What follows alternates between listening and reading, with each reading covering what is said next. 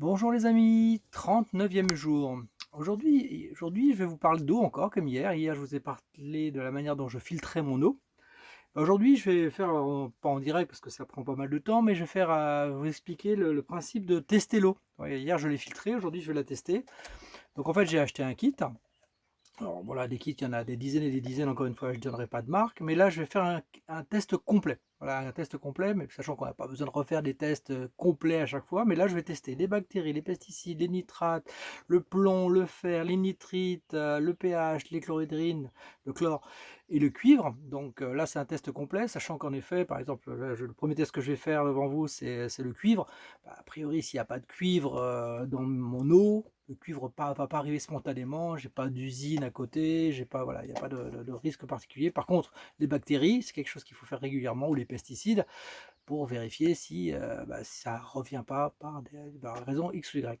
Donc en fait, c'est un petit kit, voilà, où il y a des petits sachets, des petits flacons avec des réactifs à l'intérieur.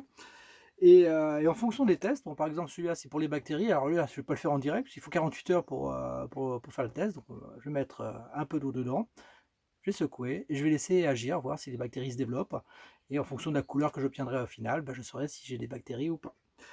Là ici, celui que j'ai fait il y a quelques instants, c'est simplement le cuivre, voilà, donc je l'ai mis pendant 30 secondes dans mon eau, j'ai laissé réagir pendant 2 minutes, et après, au bout des 2 minutes, voilà, j'ai des tableaux de correspondance, je regarde la couleur, voilà.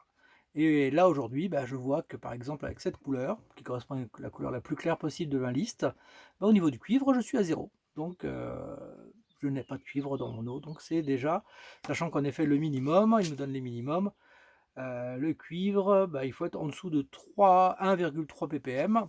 Donc là je suis largement en dessous de 0. Donc je suis 1,3, là je suis à 0. Donc pas de souci, j'ai pas de cuivre dans mon eau.